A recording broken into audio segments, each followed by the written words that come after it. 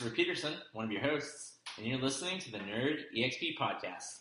Today I'm here with Guillermo, Drew, Edgar. If you're a returning listener, like Jeff Torres, thanks. But if it's your first time, well, you're in for a treat. We're going to review this week's top headlines, let you know what we think about Emmy nominations, and give you a spoiler-free review of Dawn of the Planet of the Apes. well, spoiler-filled review, because definitely we're going to spoil something, I'm sure. It's not going to be a spoiler-free. Wait, Half you mean spoilers. there are apes in this movie? What? We'll try not to give any plot details or anything. Yeah, too as yet. best as we can. But then I guess it's been a little bit of time since we last recorded one of these. It's been, 2.5 weeks or so now? So definitely, fortunately for all of us, it's been somewhat quiet. Nothing too pressing that we really felt that we needed to rush and record something. So it's been rather quiet, and it worked to our advantage. Took a little break, and then so we're back. So I guess something that we've been seeing a pattern on is we talk about something in the podcast, and I think this was all started with this topic on Aereo. It was something we brought up. I think it was the first podcast episode, and it was how this, I guess, the pirate cable company trying to just charge somebody $8, and then they were just broadcasting cable television, which is over the air. So they took him to the Supreme Court. I guess it was the broadcasting companies took him to the Supreme Court. Supreme Court ruled against the Aereo and requested that they shut down. Well, now they're not shutting down. They're kind of they shut down their services. I guess temporarily is what we read, and what they're doing now is they're trying to get, they use the Supreme Court ruling as a validation that they need to be provided the licensing from the broadcasting companies, and they were going to be a legit cable company. So I guess that was the follow-up. I mean, this is one company I think just hanging on by the nails at this point. And I think also in that first podcast, I think then it was you who talked about how, they'll shut this one down and then another one will pop up. Screw the man. Right? I think that's what you said. And I was reading the news when this news broke. There's already another company ready to go, started selling their hardware already for doing the exact same thing. So I agree. It's great that they shut one down, and here comes the next one. I think it's with the outrageous prices of cable companies and entertainment, the value of entertainment nowadays. It's gonna. I think more and more companies are trying to get smart about it and make a quick buck on the consumer that's trying to save some money. So We've seen this in the past. I mean, Napster got hammered hard, but torrents exist left and right, and nobody's bothering to shut those down. So, I mean, Aereo might have just been, ahead of its time. Somebody has to take those first couple licks for the concept to really catch on. Perfect point. I mean, Napster changed music. It really did. There wouldn't be an iTunes, there wouldn't be an iPod if there wasn't a Napster. So, I don't think this Aereo is there yet, but at least it's somebody challenging what's existing, which usually, brings change one way or another. CBS is one of the most popular networks on TV, and they don't really stream shows. So if you want to watch Two and a Half Men, if you want to watch Big Bang, you would have to go with Aereo, or you would have to buy like a Comcast subscription or Time Warner cable. So I like the fact that Aereo was the little pioneer, similar to Napster. So it sucks that they have to cease operations. I know I said screw the man in the first podcast. It's difficult to watch CBS shows. Like if I want to watch CSI, or if I want to watch it's difficult to watch the older ones. You gotta watch it only at the CBS website, and you can only watch, I think, the last 2 episodes. And then watch clips of stuff. Hawaii Five-0 is difficult to watch. When I was watching it is difficult to watch. Two broke, I agree. Two Broke Girls is a very popular show, but you can't see it outside of signing a contract with Comcast or Time Warner. So it's sad to see Aereo go, but we'll see what happens in the future when it comes to streaming. So I guess that was the follow-up story. And as we all think, it's not going to be the last of it. So the next story, I guess, that we want to just talk about briefly was Harry Potter. So this week, J.K. Rowling, through the fan-made, or it's not fan-made, but for fans of the Harry Potter universe, Pottermore, it's, I guess, canon with the whole story. And the way the website works, you create your character and at different times of the day and different things that you can do within that website revealed a story or a secret or a picture about something that kind of gives you more insight than just the source material, which were the books. And one of the new items that got revealed within the website this week was a news article written in the point of view of Rita Skeeter, which was that annoying reporter out of the Goblet of Fire, and she has minor roles in the other books. And then where she talks about how Harry and Harry's his friends now, now they're 30-year-olds with kids, and they're going to the Quidditch World Cup. And they just talk about what describes what they're doing, how the characters have changed and stay the same in a way.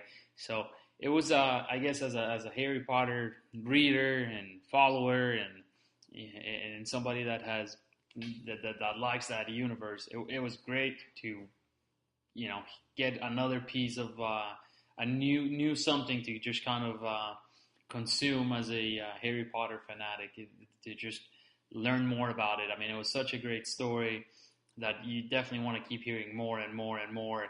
And just like Star Wars, they started in episode 5, 6, or 4, 5, 6. Sorry, 4, 5, 6, and then at all times we wanted to hear the prequels. Harry Potter did something like this: is they set up the original story with the books, and then at the end of the last book, they set up a window into the future. So there's a gap of definitely plenty of stories that maybe down the road we're going to get a new book or even more of these stories. And I think that's what J.K. Rowling had said. That was the purpose of the website, that she could keep, whenever she had something to say about the characters, that she would just throw it on there. And my understanding, last time I checked Pottermore, it was still free, but it was just difficult and I guess time consuming, and you really have to commit yourself to really get the information out there. It's definitely easier to just go to Wikipedia and let other people do the work. So, but it is an experience. So, do you guys read Harry Potter around the room here? Now that monologue is done with. I'm sorry. Yeah, I forgot we were recording. The soliloquy is done. I actually kind of almost going to go with the opposite. I think J.K. Rowling did an amazing job. I loved all 7 of those books. Each one was better than the last. Disagree. But I feel like the epilogue kind of was just like a tacked-on way for her to make sure that her universe ended in a way. I know that the time was left, but that people couldn't mess with it. And I kind of see this story is just for her to be able to create canon facts without actually having to write a book. I haven't read it, so it's not fair for me to judge it. This is just my opinion. But, if she's going to keep existing in that world, I'd like her to write, a real book. Beetle the Bard was bad. It was. I don't care about, magical monsters and other wild things. Yeah. Wherever they wild are. Creatures, yeah. So. I did not read the books. I did have the first one read to me by a teacher in school. And, very nice. I've seen all the movies, and I appreciate them. Not really my favorites, but I like them. How I feel about what she's doing now, I mean, it's her universe. She can do whatever she wants, for all I care. And I'm not really that big of a fan to really care. I think for fans, like crazy fans, I think the website sounds pretty cool, like creating a character and getting involved and trying to live in that universe. And I mean, for a person who enjoyed all the films, I mean, does that kind of like, get you excited about, maybe there is a new film that maybe sometimes there is a new film. In the works, but it's going to be in the Harry Potter universe, but not a Harry Potter film. I don't know. I mean, I've had plenty of Harry Potter for my life, I guess. I'd be excited to see a new one. Yeah. But I'm not asking for it. Don't want it. But I just feel like there should be some self-edit where J.K. Rowling is like, okay, this is it. Like, why should I continue to write Harry Potter books? This is done. I've read all these books. They made all these movies. I should just stop. I feel like too much microscope. Like you're looking into it too often. That's what the prequels came by. So I just feel like she should stop right here. Pottermore is great. It's a great fan service website, but I just feel like this should stop with all this Harry Potter stuff. Like the Universal Studios is great. I mean, they're building up the whole new thing. I know there's a new movie coming out, but pull a Seinfeld, put it on top. Yes, I just feel like they should stop making Harry Potter movies, just like Star Wars learned its lesson. And I heard that they're coming up with some new movies, right? The prequels weren't the best movies just because they were doing a fan service. The 30 years in between the last book and the epilogue, they should just stop, in my opinion. Right off the top of my head, I cannot think of somebody who had a lucrative original idea that said that they were done and didn't come back to revisit it at some point. I think plenty of authors and creators have done that, and at some point or another, Stanley Kubrick. At some point or another, they go back and revisit 2001: Space Odyssey. He destroyed the props, so no one else could touch it, and he was done with it. Right. I mean, 2001, and then there was subsequent sequels, and no one remembers. There's like 2012. The books are great, but I mean, Stanley Kubrick, he was behind the writing of the first one, but he's not the author.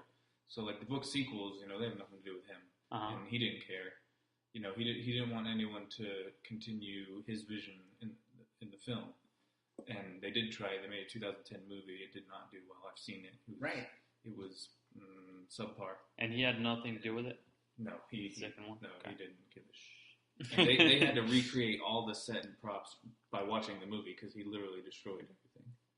So, speaking of watching movies, somebody here caught the first 5 minutes of Guardians of the Galaxy. Yeah, so right now, part of the the new acquisition of Disney of Marvel, this is the first opportunity that they had. They have the Hollywood Studios. They have a theater that used to be an attraction, a Drew Carey attraction called Sounds Dangerous, where they would just play a movie with no visuals, and they would just test an awesome sound system. So that theater is now empty, and what Disney has been doing for the last couple of movie releases of Disney is before the movie comes out to the theaters, they're giving a exclusive sneak peek about something. Before this, it was Maleficent was on there, and then now, with them acquiring Marvel, they're giving a sneak peek for Guardians of the Galaxy. So I don't want to spoil anything. I know Chris doesn't really want to know anything about it until he sees it, but the little bit that I got to see cleared my doubts that I expressed before about the Peter Quill character in the selection of help me out with the actor Chris Pratt being casted there, because he just seemed not ready for that role based on just a little bit that I had seen. Mm-hmm. But just the opening sequence is really what we got to see in this sneak peek. It reassured me this is the right guy. The direction, the visuals, I cannot wait for this movie. I thought the second trailer was a little weaker than the first trailer that they had released, but this 5 minutes just reassured me that this movie is going to be great. And I guess the only thing that I wanted to share, and it's kind of somewhat public now, is the soundtrack to the movie being a 70s rock based and art, I guess early R&B, maybe you would call it that, soul music. So it was great. First 5 minutes of this thing. I hope they don't edit anything out before the final cut of the movie, but it was just fantastic. And I got to see it that clip in 3D, and I know amongst us, we're not really big fans of 3D, but what I got to see in 3D, even though the movie was not shot in 3D, so well done. So very well done that I think I might give it a chance in 3D. So along with that, I guess we'll the other thing that I wanted to, I guess you guys want to add anything more to that? Guardians ordeal? I can't wait for it. I can't wait how it expands the Marvel Universe. I can't wait to see how Bradley Cooper plays as a voice Rocket actor, Raccoon, and he's the only one that understands Groot. So I love the trailer where Chris Pratt says, "Oh, I have a plan. It's 12%." Yeah. And then Groot says, "I am Groot." And then Rocket's like, "Whoa, yes, I guess it's better than 11%." So that's what I'm really looking forward to is Vin Diesel and Bradley Cooper just yakking it up. I can't wait. And without reading the comic books, I mean, I don't see what the plot is in this movie at all, which I'm so excited about that not a single trailer has really pieced anything together of what the plot is, other than they're going after, they're going to be saving something. They're a bunch of a-holes. A bunch of a-holes. So that's exciting to me. So I guess to tie along with that is the next headline with Star Wars. Drew, you want to share, I guess, Star Wars news for us? I would love to. This, yesterday, I think, maybe Wednesday. Hopefully you're listening to this on Friday. Sorry.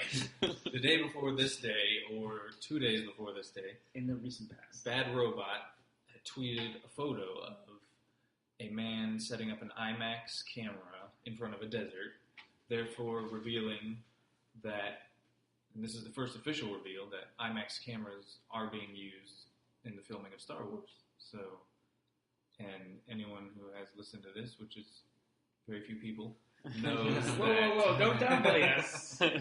More than very few people they know I love IMAX, traditional, native IMAX, and I texted about 7 people when I read the headline. I was like, oh my god. It's like a dream come true for me. And I am going, like I've said this about Interstellar, but it's true for Star Wars tenfold. I will freaking fly to Great Britain if I have to see if that's the closest IMAX theater. So it's going to be a $1,000 movie for me. So it's not filmed digital, it's filmed on the 70 millimeter film. Right. Well, it is digital film though. Or the way that it's going to be rendered, it's going to be digital. They're filming. Are they using actual film still? Yeah. Like Dark Knight. It's not like what what movie was it that they're shooting with digital IMAX? That was Transformers. Was the first and only, as far as I know. Digital IMAX. But these guys are actually using film as compared to a hard drive. J.J. Abrams is more comfortable with film, and the main cameras they're using are 35 millimeter films. So 35 millimeter. And they're tacking on the 65 millimeter now. Man, I'm so ignorant to filmmaking, and I mean, to me, I'm like, I don't see the advantage. I just see film being a pain in the ass to just work with. I imagine record. Digital's more convenient, definitely, but there's got to be some art, and kind of just taking their word for it. I guess that it's better. That it's their art. It's clearer. I mean, I know film projection, as I've seen in the theater, is better if it's taken care of. But when you got megaplexes with 20 projectors and one person working upstairs, they can't be well maintained. Well, as well as they should. So background is that Drew used to be the projection manager at Regal Cinemas here in Jacksonville. So level 6 projectionist. Level 6, yes. Level 6. Level 4 projectionist. So he knows the differences between digital and all the different kind of films. So that's the background on Drew. And you also got like a perfect projectionist, right? From Up. Is that right? Projection. Every Pixar they offered it on, yeah. It was, I mean, it's so, very easy to get. If anyone doubts Drew Dwight, don't you dare. All you gotta do is make sure there's no scratches and no delays of any kind, and you're set. So what other movie was shot in this like IMAX? Like, was it Dark Knight or Dark Knight Rises? Dark Knight and Dark Knight Rises both had it. But it was particular scenes. It wasn't the entire movie, right? No movie has been and probably ever will be filmed entirely in IMAX. No.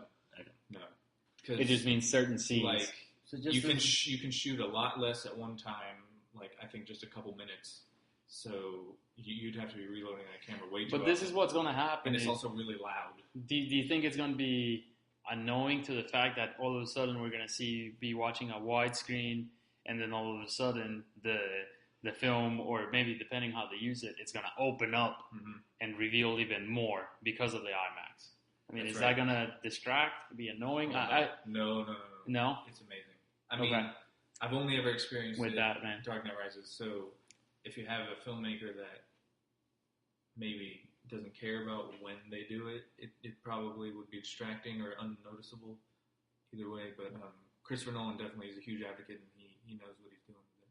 And hopefully, I mean, I did see Star Trek Into Darkness, which had some IMAX scenes, but it was in the Dome IMAX. It was a terrible experience. IMAX. No, it was real. Oh. But it's just, the inside of a dome, and I don't recommend it unless you want to see a documentary or something. So, real quick, Drew, what's the difference between, like, the Hobbit movies that were shot in, like, high frame rate? High frame rate, yeah. I don't know too much about that. It's played at twice the speed. The standard, it looked a lot different. 48 frames per second as compared to 24 in the movie theater. It looked a lot different, but then you got used to it. 48, yeah. Mm-hmm. I mean, I didn't like it or dislike it when I went and saw the first Hobbit in the high frame rate. It was, noticeable for the first 5 minutes, and I like the Hobbit, I don't love it, but if you got a movie you're into, you're just not going to notice it. And that's how I feel about 3D too. I don't notice it after 5 minutes because I'm into the movie. I noticed it the entire time. The characters look floaty. CGI looked like it was built for a crappy PlayStation 2. Like, 48 frames per second basically takes a movie and puts a shit filter on it. Like, I will never see a movie in 48 frames per second again if I can avoid it. Like, it seemed like one of those, like, Sega Saturn games or something, like, where it's so gimmicky. I can see where you're coming from, Chris. I can see that. It's definitely a difference. Okay. Yeah. Take your word for it. Anything else in Star Wars world? Well, there was, it's probably about 2 weeks ago now, before this day, and they, hasn't been announced, but kind of is just revealed, everybody knows Rian Johnson has been tapped to continue Star Wars after J.J. Abrams, which is a shock because nobody had ever mentioned, J.J. Abrams wasn't going to do more than 7. Episode 7, not 7 movies. But, and, they never really said he was going to do more, and said he wasn't going to do more. So, I guess it makes sense, fits. But, and Rian Johnson, I think, is a good option. Nerdy, for sure. What's he directed before? He has directed Brick, The Looper. Brothers Bloom, and Looper. And so, I liked Looper, didn't love it. Brothers Bloom's good, not really comparable to Star Brothers Wars or Bloom. Looper, but I Rachel don't like Weisz? Brick, to be honest. Rachel Weisz? It wasn't my thing. Rachel Weisz and Adrian Brody? Yeah. Damn. That Mark movie was like Ruffalo. a weird movie. Edgar liked Brothers Bloom when he thought it was an Arrested Development reference. When they walked in there, he was like, "You tricked me. This is ridiculous." I just looked up Rian Johnson before because I liked Looper. Like it was the original premise finally, and so I looked up his prior work, and I've never seen Brick, and I've never seen Brothers Bloom, but I'm like, whoa, this is like a nice cast in this movie. Yeah. He can definitely make a good movie, and I think he'll do well. Good. And they also said he's going to be writing a treatment for episode 9. And so I don't know if that's his resume to try to direct it, or they want to kind of keep the same feeling going. So he's going to write a treatment, and someone else will continue. Finish the script based off of his treatment if they like it. I don't know. I just think it's kind of weird. We've gone 2 weeks, maybe more, with Disney not backing it up. Like, it was out there, and I haven't seen anyone say anything about it since the day of. But, yeah, but it seemed... no rumors. Well, no, it wasn't. Like, it was not posted as a right. rumor. I mean, Everyone it's been was so sure. It's been and right. No one's very reliable sources. They haven't made an announcement, and I think what Disney's gonna do is probably just keep it under wraps until and keep all the attention to because I mean we're talking Comic-Con is in 2 weeks, I think, end of July or mid-July. Disney's already said Star Wars isn't gonna have a presence. Star Wars Episode 7. Oh come on, are you kidding? They're they're gonna be on Star there. Wars Rebels, according to them. J.J. Abrams is gonna show up and with a piece of the Millennium Falcon and say, well, this is the piece that broke, Ansel's foot. So that's right, not his hip. Speaking of that, filming has been delayed. That's right. Star Wars. Like 2 weeks? It's taking a 2 week hiatus in August. It doesn't mean anything. Yeah, I mean, they're just trying to redo their itinerary schedule, plans, everything, Guillermo called it last time. He mentioned that they had to shut down production and they had to bring in like the guild, like Actors Guild or something to check out the insurance people. Yeah, so you called it, Guillermo. I mean, welcome to Nostradamus EXP. That's right. Harrison Ford is supposedly out for 2 months, and so what? He broke his leg. They're taking 2 weeks to figure out what they can get done without him. But apparently he's mobile though. There's been already pictures of him walking. So I think it's really they're just making sure that they that he's not destroying himself into the role. So this is a balancing podcast, but do you guys ever feel like we know too much? Like, is there ever a point when you're like, I just want to eat the sausage, I don't want to see you slaughter the pig and pull out its intestines and tell me everything you do to get it to my plate? Like, it just feels like we know every freaking detail about production, about this movie. And not just this movie. I mean, this is a growing thing in the industry. Yeah, it was definitely the internet, free information. Yeah, I mean, fast information. Going to, I think it's pretty convenient today. Even though. So we watched Dawn of the Planet of the Apes, and then the first thing we did as soon as the movie ended is go online. Is there anything after the credits? And we could get that information immediately, and then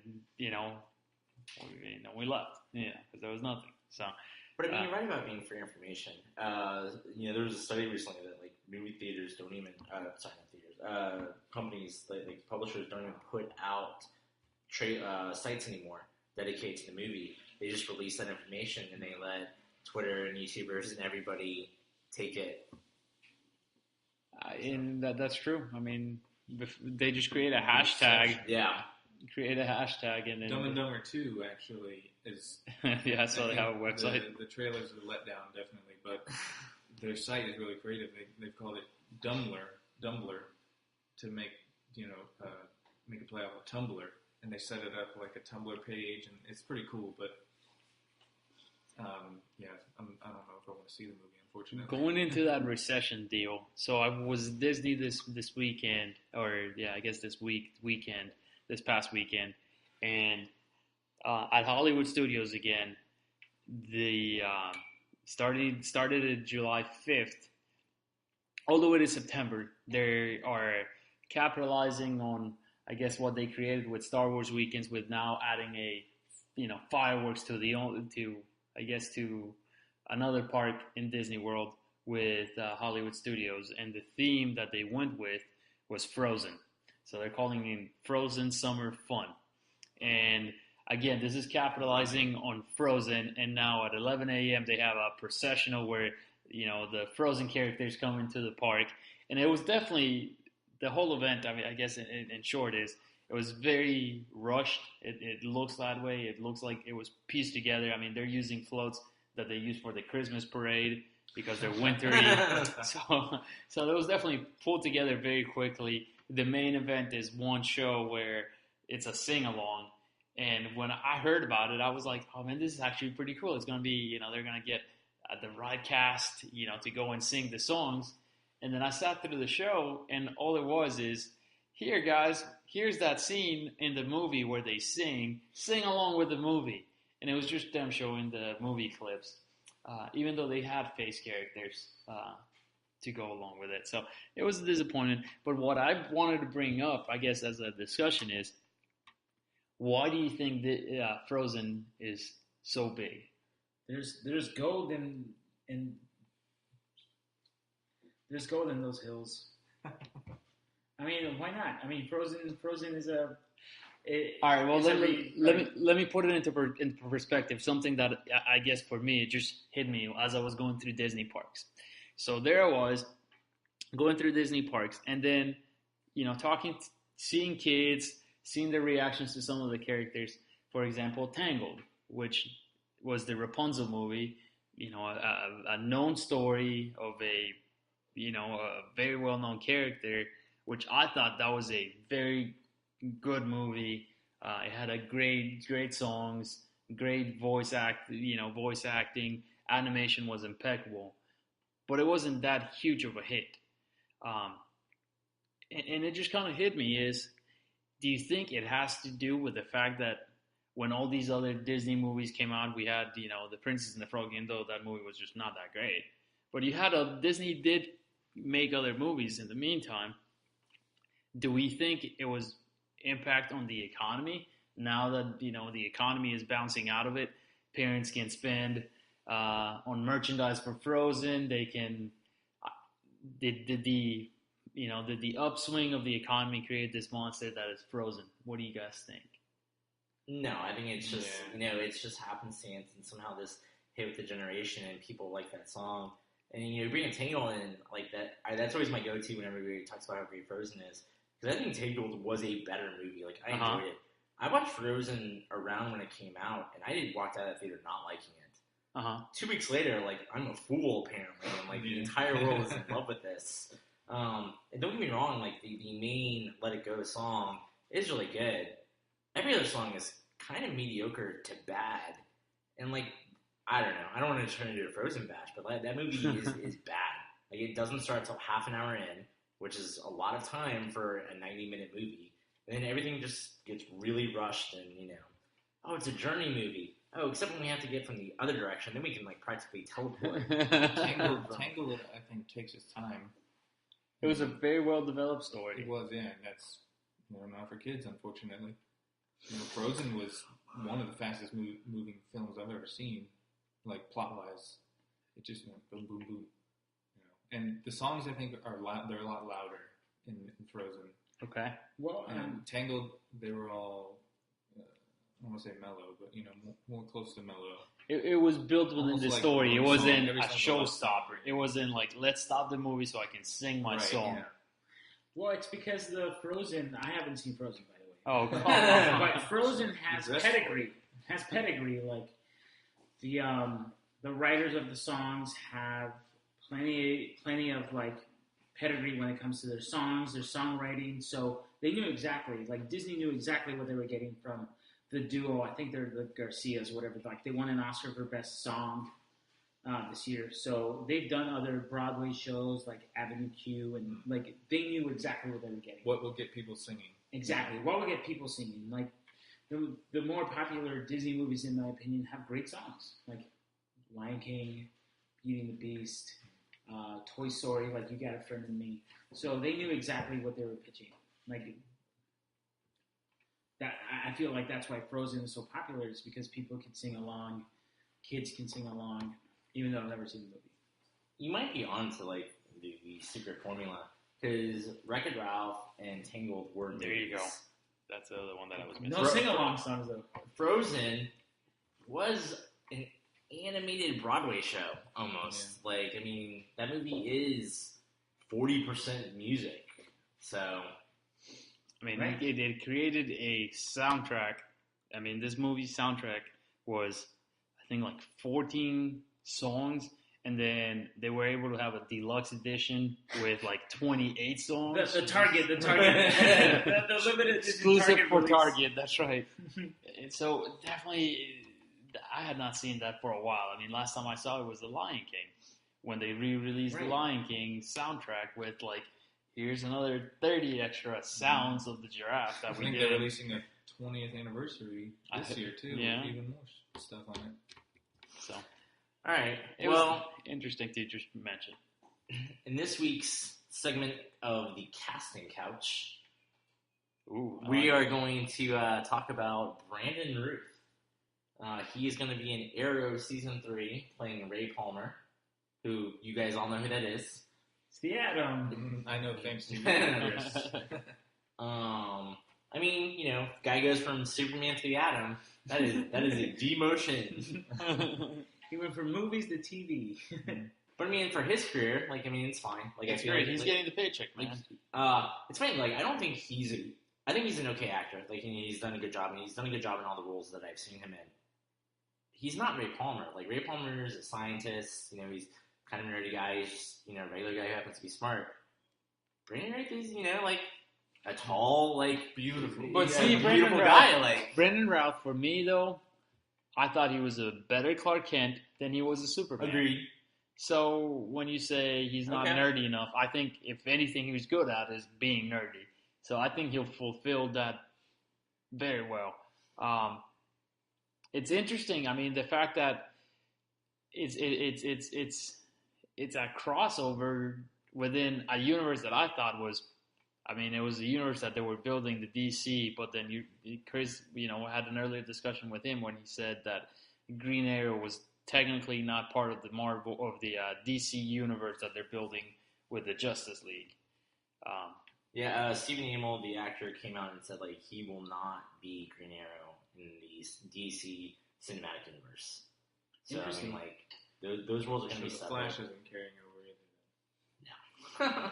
Well, that's what that says. Even though it hasn't really mentioned anywhere that they're going to do a Flash standalone. I think whether or not they're connected to the films, and we already know this new universe is not connected to Superman Returns either. It's still kind of weird to see him in a role like more closely related to Superman. Especially since we haven't seen him in much of anything else. You didn't see Dylan Dog? Oh, high five! Not too loud. Dylan Dog, and he was also in Scott Pilgrim vs. the World. Okay. And then he was also in Zack and Miri. I agree. High five. Yes. But what I'm saying... role, in my opinion. But, again, not in that universe. I mean, use, for example, Chris Evans. He was already in that universe, but he had already a big role, and then he transitioned to another bigger role. This guy, it's like, I went from a superhero to, small movies, and then I'm going TV mainstream. I mean, I feel like this isn't Brandon's wheelhouse. Someone said he started in soaps, so I mean, he's just going back to that. It's a job, and he got casted for it, so it's cool though that they're bringing even more characters to Aereo. I think I better maybe start watching that. I think I'll enjoy that. So the only thing I know about Adam was in Justice League Unlimited, like cartoon, where like Amazo, like the android, comes back. Yeah. And then Adam like tries to battle him like molecularly. So I couldn't see Brandon Ruth like trying to do this. Nothing against Brandon Ruth, but Chris is right. Like he doesn't fit as a scientist type. It'll be interesting to see. And then the other casting news, maybe rumor, Colin Farrell for True Detective Season 2. Yeah, I think Detective. I guess it's not a rumor that he's in talks. Yeah. I mean, it's not set in stone, Definitely. Colin could use a career resurgence. Yeah. And I mean, this show helped Matthew McConaughey. The reconnaissance. Yeah. I haven't heard that, but I'm going to reuse it. Is that an Edgar original? That's Alan Alvarez original. Who's Alan? My younger brother. Yeah, he is. Do you guys care? I love True Detective. I like the fact that they went for a big actor. Yes. Matthew McConaughey was big. Woody Harrelson is a big actor. I like the fact that HBO is swinging for the fences on this one. Yeah. Mm-hmm. I know Colin Farrell isn't that big of an actor, but he's a Hollywood, he's a movie actor. He's we mentioned in earlier conversations again, Former heartthrob, just like McConaughey. Yeah, and then Colin Farrell just did a heck of a job on the Disney's Saving Mr. Banks. Mr. Banks. That's the last time I saw him. He did a heck of a job. I thought, like he was only on screen for a little bit, but he played a drunk banker very well. He did very well. Something that an actor does very well is, gets you to care for the character. This guy was playing a stab. He was playing a drunk, terrible dad in a way of a figure dad. But then he makes you care for it, and even though he had plenty of flaws. Disney's father? You haven't seen the movie? No, I haven't. Oh man, you need to get on that. He was the father figure to Mary Poppins' character. Yes. Oh, okay. Yeah. And he was an alcoholic, and he eventually died. Whoa! He died. He died in the movie. I'm sorry. If you haven't seen Saving Mr. Banks, it's 2 years old now. No, that's not good. It's not even 1 year old. It's a year and a half old. I'm sorry. No, it's not. It's based off a true story. Yeah. It's like spoiling Titanic. Step 6. What? But he was really good in that. Dies in Passion of the Christ. Other Colin Farrell movies recently. Drew, you mentioned To There and Back, right? Was that a good Colin Farrell movie? The Way Back. The Way Back. It's not The Hobbit. Sorry, There and Back. No, yeah, The Way Back was great. He didn't talk much in the movie, but he was good. I think most people would agree his best performance would be in Bruges, and I really didn't like him until I saw that movie. The only movie I liked him in up before that was Minority Report, and nothing really to do with him. The Recruit was the movie that made me like him. I've actually never seen The Recruit. It's good. Recommend it. I think it's on Netflix, so... It probably is. It's an excellent movie. Al Pacino's in it. Well, I like the fact that he's in it. Yeah, he's a good choice. Yeah. Who do you think? I would very much enjoy it if he gets if like a strong lead woman gets cast into the. I feel like this show has to. Like they got lambasted for being misogynistic to female characters that first season. If they can't do that year after year and keep the limelight they are. At least I don't think they can. Yeah. We'll see how it goes. I love True Detective. Drew loves True Detective. Have you guys seen True Detective? I watched it. I thought it was okay. I thought it was a little overhyped, but absolutely the acting impeccable, outstanding. Yeah, Woody Harrelson and Matthew McConaughey got nominated for Emmys this year, so good for them. So, and I guess brief mentions, just movie trailers that we watched. New Mockingjay. Still keeping the ads very teaserish ads, which are campaigns. Don't reveal much of the movie other than Terminator 2, the ride at Universal. Okay. Yeah. And the kid and his mother interrupt the broadcast. Okay. Or the presentation, not the broadcast. It's pretty interesting. That's what I think. Anytime I see cool. some rebel. That's cool, man. That's a good reference. Or Zod breaking into the Man of Steel. And then the other one that we all saw was the Exodus trailer. What is it called? It looks weird. Exodus. Gods and Kings. Gods and Kings. So the story of Moses again, but Moses is now. Not dude against Ramses. Not white hair. Well, I saw the Red Sea parting in the trailer, so definitely it's going to be Moses. It's not young Moses. The fact that he doesn't. I didn't see anything parting. That was like a tidal wave.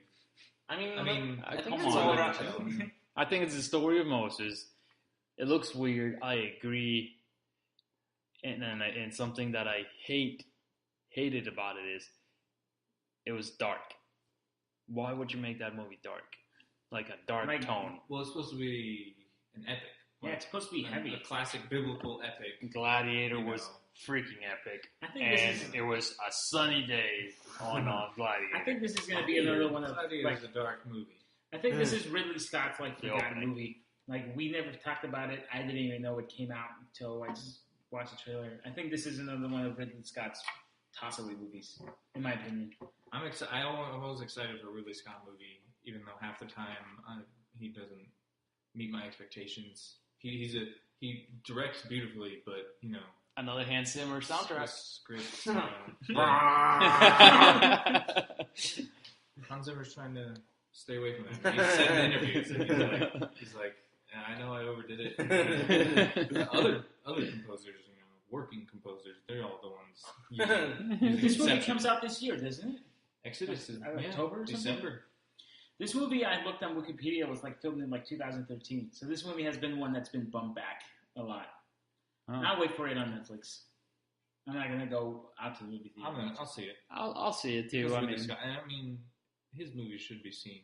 Prometheus, with the exception of the movie I can't remember the name of, Russell Crowe. Prometheus, going back to his home in Italy or Spain beautiful. Wait, no, not a beautiful one. No, sorry, not a beautiful mind. You're on the right track. Yeah. Where he goes back to Italy. All but that film should be viewed on the big screen. Yeah. Good. The Counselor, Robin Hood. Oh, The Counselor. See, those are two throwaway movies that no one thinks about it. A Good Year. Did you see The Counselor? Good Year. That's the one. It's on HBO Go though. I might see it. I want to check it out too. I know it got panned by critics, but with that cast and Ridley Scott directing, I can't not watch it. Penelope Cruz. That's the best part. Leave it a gap here for a second. Barely register. One of this week's Hang topics, on. One of this week's topics or talking points is the Emmy nominations. So far, Game of Thrones is the one with the most nominations this year, showing that cable TV is going on strong. True Detective was also nominated for a couple shows. Veep was nominated on HBO. But it also shows the influence of Netflix this year with Orange is the New Black and then House of Cards being nominated. So it's not just cable shows anymore, right? So some of the... So go through the list quickly, or go category by category. We won't spend too much time talking about it. Drama series, I'll give you the ones I think are going to win. Okay. Drama series are all great shows, by the way. I've never seen Downton Abbey, though. Breaking Bad is most likely going to win because it's the final season, part 2. Agreed. Game of Thrones is a fan favorite. We all love that. House of Cards is a very solid show. Mad Men, okay this year. It's part 1 of their final. And then True Detective, like we all mentioned, we all love. Breaking Bad is going to win this year, in my opinion. It should. I agree. Outstanding comedy series, Big Bang Theory. This is a fan favorite. No, this is the Modern Family category. Modern Family has always won. They're an Emmy darling. Louis, although it's a very sharp, satirical show, it's probably not going to win. Modern Family is the next up. That's probably going to win. Orange is the New Black. That's the new one. This is the first year that they got nominated into this. Silicon Valley. Orange is the New Black a comedy. It's hard to categorize that show. It's a dark comedy. I don't even know if it's dark comedy. It's just you don't laugh. There's a couple funny things, in any drama that you laugh at. Silicon Valley is one that Drew and I watched. Did you guys watch Silicon Valley? Okay. I watched the first 2 episodes. I was the one who brought it up. And then Veep is the last one. I feel like Veep is the dark horse in this one. I personally love Veep on HBO. It stars Julia Louis-Dreyfus. I started watching that actually last week. I couldn't get into it. Really? Similar to Arrested Development. Hey, I mean that's never you're just a bad saying thing. that because Buster Bluth's in it. Probably Before you move on, he plays the same character. Before you move on, I feel like there's more of a giant freaking omission on this list. Go ahead. Brooklyn Nine-Nine. Yes, I agree. Brooklyn Nine-Nine. How does that? I agree. As a comedy, Wasn't it nominated last year? not for Emmys. No. Emmys, Golden Globes. Right, it was for the Golden Golden Globes, and it did very well in the Golden Globes. Didn't it win? Yes. Adam Sandberg. won Andy Best Actor. Andy Samberg. Andy Samberg won. I've not seen a single. It's a It's very good episode, original more comedy. than a commercial. And it gets better. The more you watch it, the better it gets. I agree. That was a snub. Absolutely. Like you never go full boil. You never go. You always have to take that down. Brooklyn Nine-Nine is a huge snub. Anything else comedy-wise that you guys can think of? The Simpsons. No. I mean, for animated, we'll get there, but animated series, they were snubbed out of there. But Brooklyn Nine-Nine was one of my favorite shows this year that I did watch every single week. How about this New Girl deal? I mean, that's a big comedy. Popular. It's okay. This season, reviews and internet buzz terrible. Like I really liked it the first season. We saw the this season. I only watched one episode. It was the Prince episode, and I thought that was terrible. After the Super Bowl. I thought that was terrible. They added new characters. It doesn't have the same snuff. Going to lead actor in the drama, Bryan Cranston, Breaking Bad. Looks like they're going to win it. Jeff Daniels, John Hamm, Woody Harrelson, and Matthew McConaughey were the two detective guys. Kevin Spacey. Jeff Daniels has won last year. Newsroom. He beat Bryan Cranston last year. No, actually, I don't think Bryan Cranston was nominated because of the weird timing between. He was. He lost to Jeff Daniels. I could be confusing the Golden Globes. We got the internet. Kevin Spacey is also nominated for the House of Cards. He's an Academy Award winner. Matthew McConaughey is Academy Award winner. I mean, we'll see. The problem is, we talk about this, who's going to win and blah, blah. There's so much other factors than just who did the best acting in this show. Oh, we've already given it to Bryan Cranston, 2 times, 3 times. But this is the last time. They also favor finales. So yeah. Did Gandolfini win it for? Yeah, he won it. He won it a whole bunch of times for the finale. For the final season, though. Bryan Cranston won it 3 times, and it was Friday Night Lights, and then it was this dude, Jeff Daniels. We'll see. I mean, I personally love House of Cards. True Detective is great. Mad Men is okay this year. Newsroom is Aaron Sorkin penned HBO show. We'll see. Lead actress in the drama, Lizzie Kaplan, Masters of Sex. I haven't seen that. Claire Danes, Homeland. Haven't seen that. Great. Michelle Dockery, Downton Abbey. Haven't seen that. Julianne Margulies. I have literally seen none of these shows except House of Cards. Robin Wright. Robin Wright won the Golden Globe for best for lead actress in a drama. So this is the only Kerry Washington scandal, which I don't recognize all these names, and all 2 listeners don't yell at me, but she might be the only black person nominated. She is, yeah. All of them are white. Not just this category, but also lead actor. Idris Elba. Good call. I overlooked that. Well, that's for a miniseries, though. I don't know. She might, so that way they spread it out. But you're right. Yeah, she's the only black actress. Maybe I'm biased, but in that category, Claire Danes again on Homeland just knocked it out of the park. Swept with the Golden Globes. Not this past year. Not this past year. Season 2 was terrible, and we're talking season 2 still. Okay. And season 2, she was okay. Season 3, she knocked it out of the park, and I'm not sure what timeline this fits in, but if it's season 3, she made a great comeback. Her character is fantastic. Homeland is a must on that. We're gonna skip the movie, the movie and miniseries. Okay. We're gonna go to comedy now. Comedy. Why not miniseries? You got American Horror Story, Luther, yeah. Sherlock Holmes. Those are all BBC shows, though.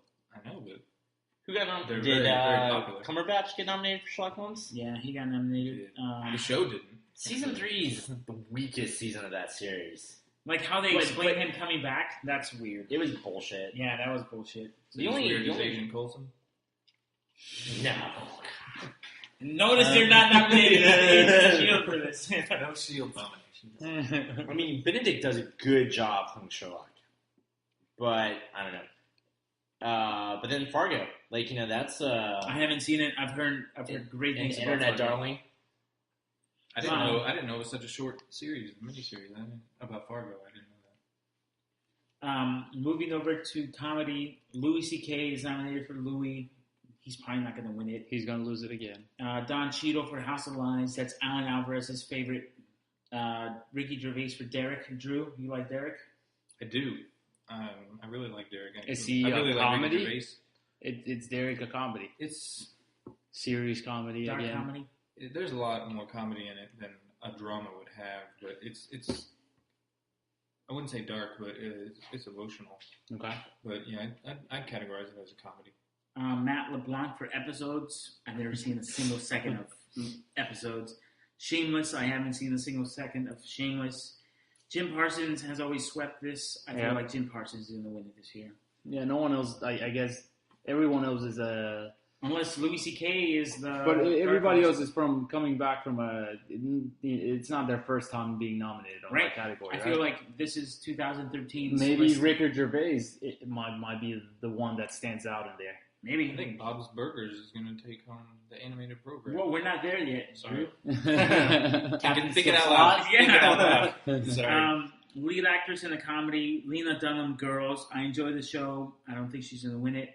Eddie Falco and Nurse Jackie. I've never seen the second of it. Have you guys seen Nurse Jackie? Nope. There's other ways to say you haven't seen something. Julia Louis-Dreyfus for Veep won last year. She won the Golden Globe. I think she's going to win this year as well. Veep is a very tightly written show, and the last season was very good. Mike and Molly, I've never seen. Parks and Recreation, Drew, Amy Poehler, her last season. I didn't see the most recent season. All right. But I know she actually is really good in that show, I think. And she's been skipped over a lot when I think she deserved it. So She's the worst part of that show. You're just saying that. You've never even watched it. I love that show. Really? Yeah. And do you actually believe that? Yeah. I think You think so? I think she's the glue, but I think I think Ron Swanson's funnier, Chris Pratt's funnier. Their So dialogue funny, is funnier, but yeah. I don't think they're necessarily better. No, you're right. They perform better in the show. Oh God, her nurse friend. That's the worst in the show. Anne. Yes, Anne. Who? You beautiful Oh, flower. Rashida Jones. Rashida Jones. Her? Egg? I think in this category, Melissa McCarthy is going to take it. I'll agree with She's that. never won. I think Julia Louis-Dreyfus is Well, gonna win. that's exactly Taylor what she's Schilling all- stands a chance too. I don't think she's one of the top actresses in Orange But is the New Black. the reason I like her, she is one of the ones that kind of make me think maybe this is a comedy because her character's so the way she delivers the comedy lines, maybe that it's so subtle, and it's like she doesn't start laughing, and she doesn't imply it as a joke. It's just the way she talks, and then the way she says some stuff that just makes you chuckle, I guess in a way. So I would like her to just to because she's the newcomer to I would like to see the star of Atlas Shrugged Part 1 win such a big award. She was the star in that? Yeah, she was Dagny Taggart. Drew whipping out Wow. stuff from his bag of stuff. Who is John Galt? John Galt, actually. All right, So, keep on. Best Supporting Actor in the Drama, Aaron Paul, Breaking Bad, most likely going to win it. Jim Carter, Downton Abbey. Peter Dinklage, he has won the Golden Globe for Tyrion Lannister. Or The Good Wife. That's an Alan Alvarez favorite, not necessarily mine. Homeland. And then Ray Donovan, I've never watched either. Aaron Paul most likely will win it this year. Supporting Actress, Anna Gunn for Breaking Bad. Maggie Smith for Downton Abbey, Joanne Froggatt for Downton Abbey, Lena Headey, Game of Thrones, Christine Baranski, Good Wife, and then Christina Hicks, Mad Men, most likely Anna Gunn. All right, any of these other categories that you care about? Supporting actor in a comedy? Nope. Actress? Animated. All right, animated. I think anything is going to win besides Bob Burgers. Really? You're saying that? I'm just. So what are the categories? Just go through it really quick, Chris. Guest actor. No. I'm sorry. Animated? Animated. Go through the nominees. I'm sorry. Sure. I lost it. Oh, here we go. We got Archer, Bob's Burgers, Futurama, South Park, and Teenage Mutant Ninja Turtles: The Manhattan Project. All right. So here's my take on that one. I hope Teenage Mutant Ninja Turtles take it because when I'm thinking animated series, out of the 5 nominees, 4 of them are intended for adult audiences. I completely disagree with that. Animated, give it to Very Odd Parents, or I don't know if that's even on. But they're not good, though. Phineas and these Ferb. supposed to be prime time? Yeah, they're primetime Emmys. I think it's strange that Teenage Mutant Ninja Turtles is prime time. I've Yeah, never it's heard of primetime. this.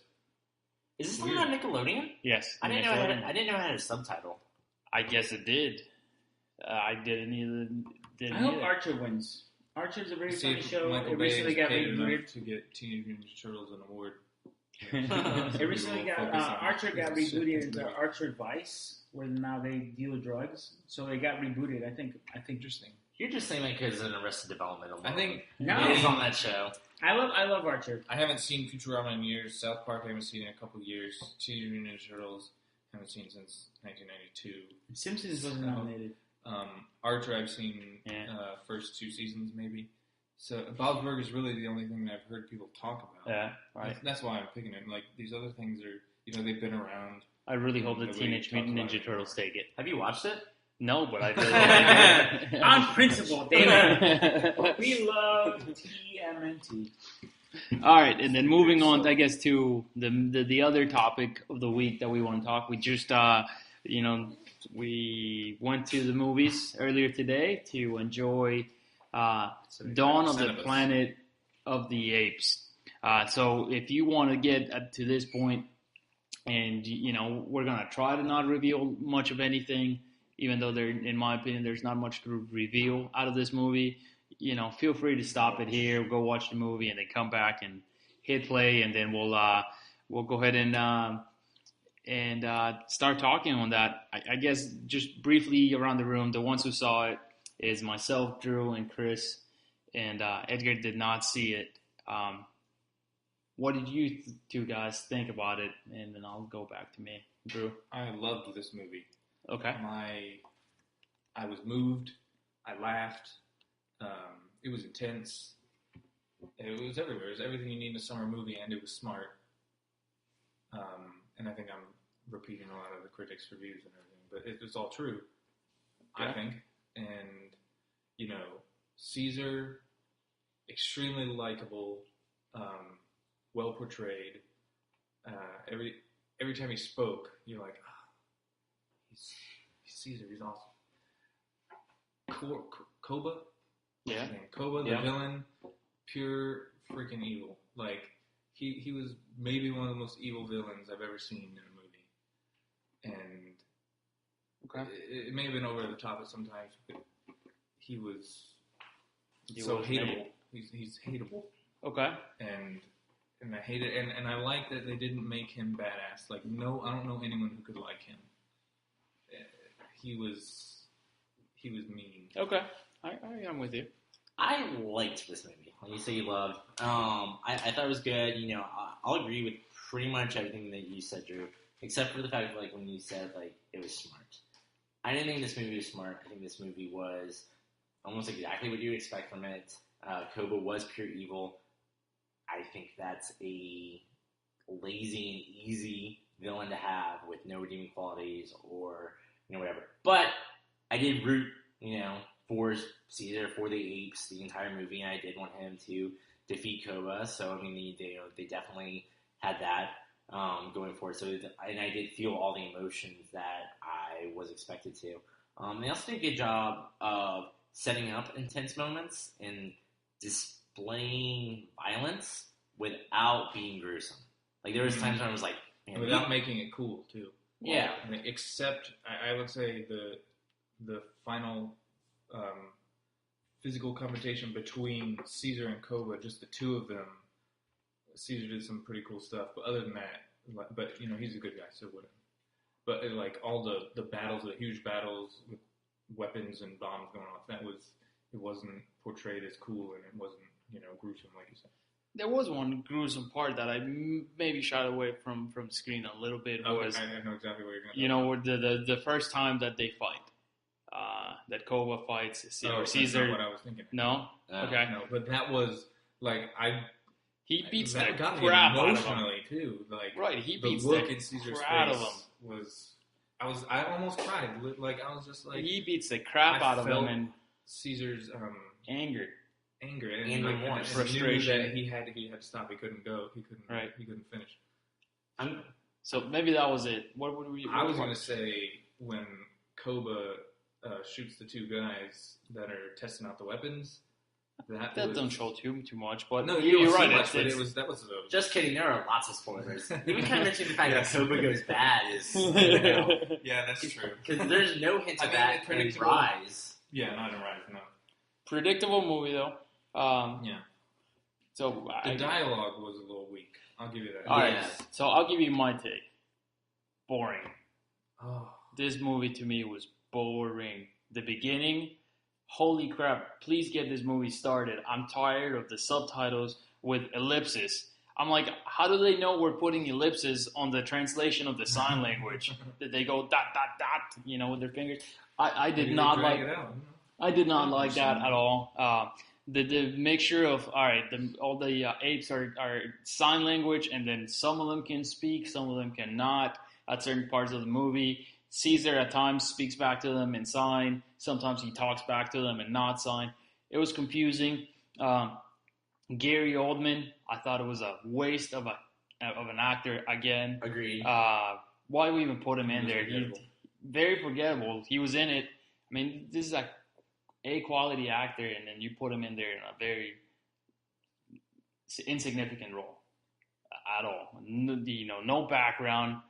You try to associate him or make him give him backstory by him opening an iPad, but really does absolutely nothing. To see him cry, completely unnecessary. I don't know if you guys were taking when he started crying in that scene. Completely, to me, unnecessary. That's my bathroom break. Yeah. So it was completely unnecessary to me. It was boring. It was because of the dialogue. It was very slow, very predictable. Didn't really go anywhere. I could have done without it. In all honesty, on this movie. Ouch. So I know. No, I agree. I went in there with high expectations because I did enjoy the first one. But just like the first one, this one didn't take it anywhere higher, or in my opinion, maybe it took it lower. It wasn't that entertaining for me. Entertaining, I couldn't wait for this movie to be over. Plus the fact that it was 2.5 hours? It was only 2. 2 hours of too long. Just over 2. Too long for me. I thought this movie looked good. And I thought the visuals were good. I thought the apes moved really well. Major props to that. Absolutely. At many points in the movie, you do realize every single one of these apes is computer generated. Holy crap! And a major improvement over the first one. Yes. As well. You know, at one point in the crowd scenes, there were there's this crowd scene where all the apes are. I think when Caesar comes back and they're all coming back to him. And then they're all raising their, fist, I guess you would say it. Every orangutan has the same patch on the back. So it looks like some dude just went copy and paste crazy on this animation. And that bothered me. But other than that, impeccable, great animation. Spoilers. When that scene happens and they all, give their I'm sorry hand, which they, because they're sorry they... win against Caesar, I was like, all right, I got it. Caesar is monkey god. They did, that imagery and symbolism, they really kind of beat over the head. He even, to an extent, I said spoilers. All right, the last chance. Eddie's here. I'm fine. I'll watch it later. He kind of dies and even raises from the grave. And it might even be 3 days. Because he says, because he falls a day, his son's gone for 2 days, and then he comes back. They, really... Oh, that's interesting, man. I don't know. His son was gone for 2 days after his surgery. I could be wrong, but... Well, that's his resuscitation. Yeah. They just kind of, beat you over the head with that, and, I think he was more of a natural leader, Yeah. All the human actors, I guess, I wish they would have put somebody. I thought Gary Oldman was going to be the big character or the big Jason actor. Clarke is a great actor too. I think this is maybe more along the lines of Godzilla, where this movie's not about the humans. They're definitely a little more fleshed out and a little more relatable than the humans in Godzilla, but. Yeah, this movie's definitely about the apes. I was fine with that. I was surprised at how much apes there were. In my head, I would say it was 70% apes, maybe more. The whole first maybe 20, 25 minutes of the movie, we don't see humans. Yeah. We just see the apes, and it's that was risky. That's like WALL-E, You got Wally going for 30 minutes, not talking to anyone. But Wally did it very well. Yeah, these guys. Wally was perfect. Wally was perfect. The opening, definitely. I would say that this movie's better than Rise of the Planet of the Apes. I would say this movie's better than a lot of action movies and stuff that that have come out this summer in general. But I would not say this movie is amazingly great. Like, I am surprised that it is reviewing as high and like people are like just thrilled and like excited about it. And a part of me almost wonders if that has more to do with the lackluster movies that have come before it. Yeah. Their expectations have been set low, so then when something good comes around, people are calling it great. I love this more than you guys, obviously. Yeah. But I think I've always loved Planet of the Apes. Right. So that's right. Like, I've seen them all. I love them all. This does justice to. I think between this and the previous version of the movie, or the previous movie with Rise of the Planet of the Apes, I think those are the top 2 movies of Planet of the Apes. My favorite as an entire package, though. Mm-hmm. The original is still good because it's such original. A jump in quality between the first Planet of the Apes and its sequel. Yeah, but I mean, and Rise and Dawn, Dawn definitely raised the bar. I thought was successful. The two of them go well together. Yeah. As a Heston Planet of the Apes fan, were there any Easter eggs in this movie? No, Ape Shall Not Kill Ape was taken from the originals. Okay.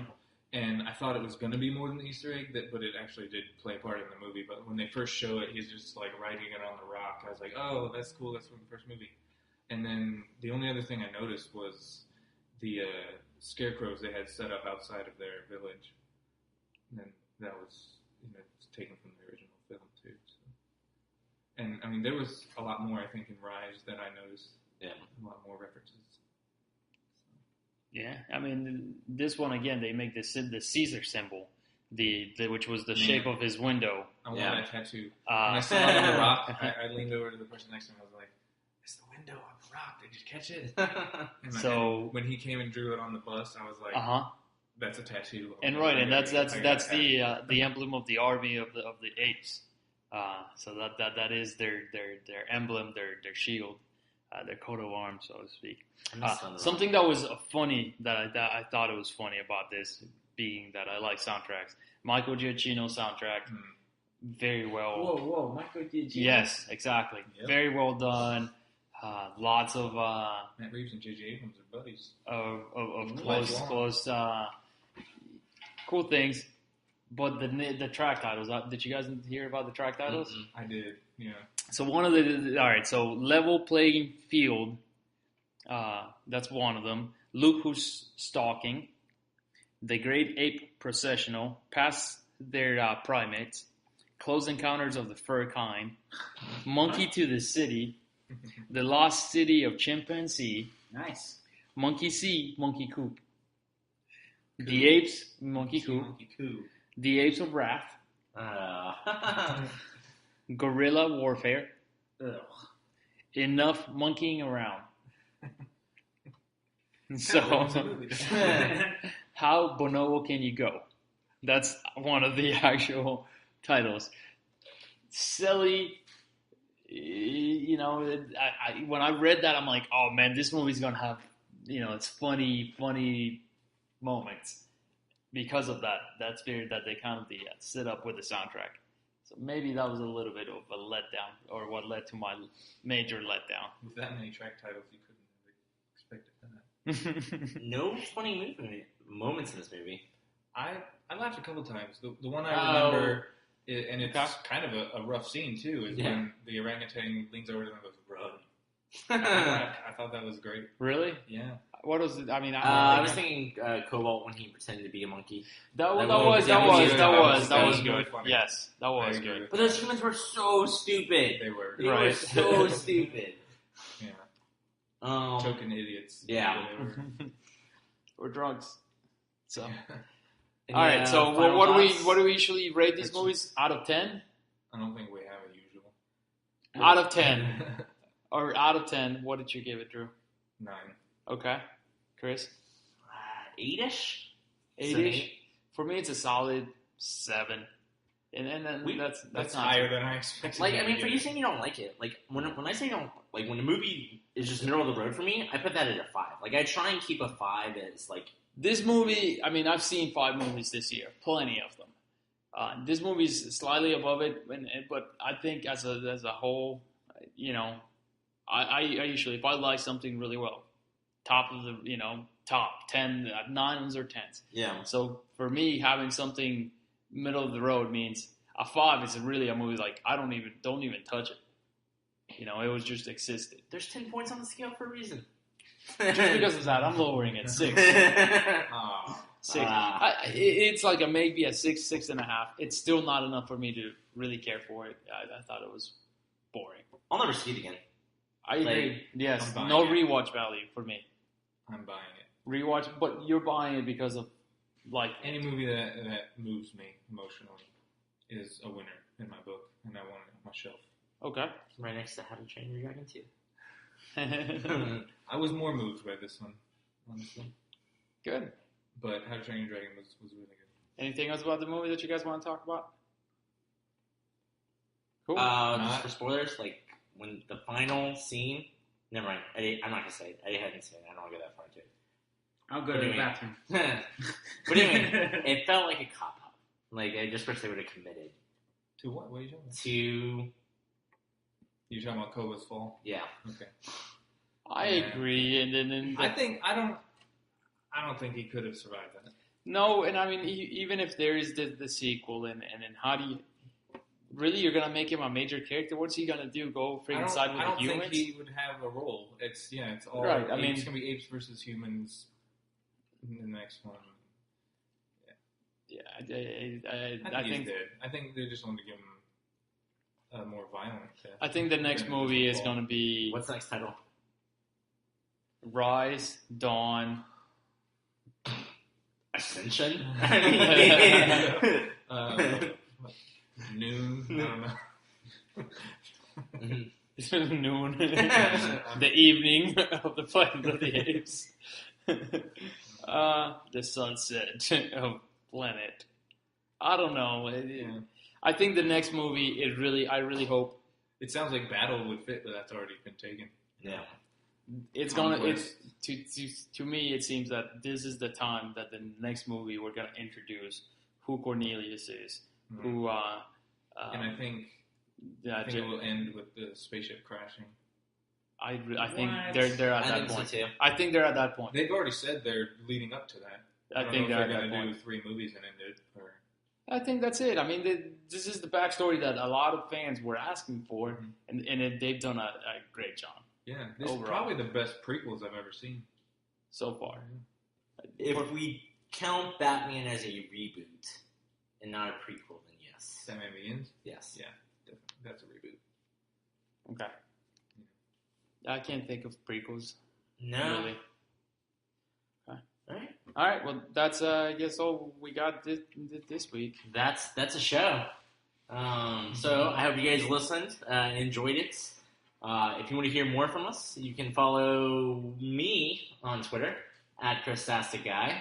Wait, Drew got Twitter too. Yeah, but he's not going to post anything. He posted that picture of Tim Howard in Final Fantasy VII. Once every 2 months, you might see something. Plus, he's been published. He was published on Disney's Twitter feed for Star Wars weekend. That's when he opened it. That's right. That's true. That is true. You follow Edgar at EdgarRex 86. Guess what year he was born? I like to retweet stuff. If you guys want to be part of the conversation, we want to hear from you. You can email us, nerdexp@gmail.com. I hope this helped you guys with your nerd IQ. Level up, friends.